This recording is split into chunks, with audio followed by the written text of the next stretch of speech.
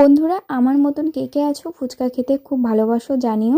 আশা করি কম বেশি সবাই ফুচকা পছন্দ করো। মানে মেলায় যাও, কোথাও ঘুরতে যাও, বিকেলে ফুচকাটা মানে খাবেই, মেয়েরা তো দেখলে খাবেই বিশেষ করে।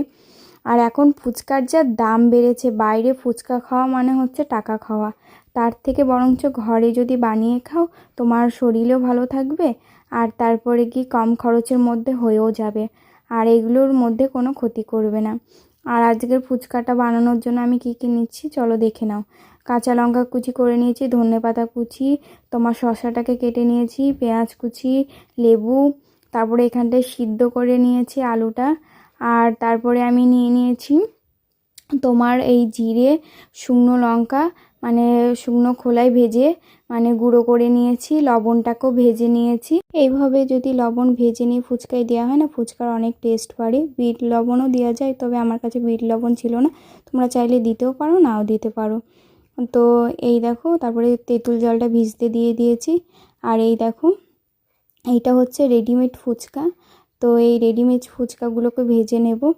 তো তোমরা চাইলে এমনি বাড়িতেও ফুচকা বানিয়ে নিতে পারো।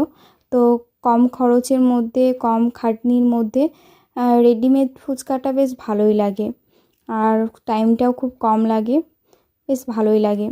তো ভালো করে এই দেখো, ভালো করে ভেজে নিলাম সমস্ত ফুচকাগুলো, দেখতেই পাচ্ছ।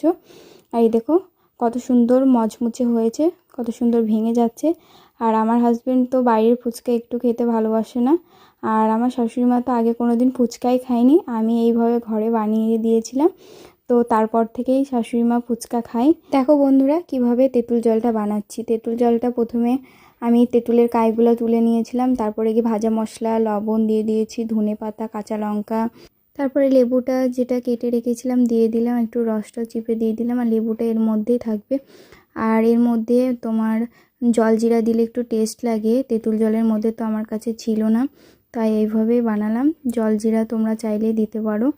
আর তারপরে এই দেখো আলুটাকে ভালো করে ম্যাশ করে নিয়েছি, আর তারপরে কি ভাজা মশলা দিয়ে দিয়েছি, তারপরে নুন দিয়ে দিয়েছি, তারপরে পেঁয়াজ কুচি, শসা কুচি, ধনেপাতা কুচি, লঙ্কা কুচি সব কিছু দিয়ে ভালোভাবে মেখে নিচ্ছি।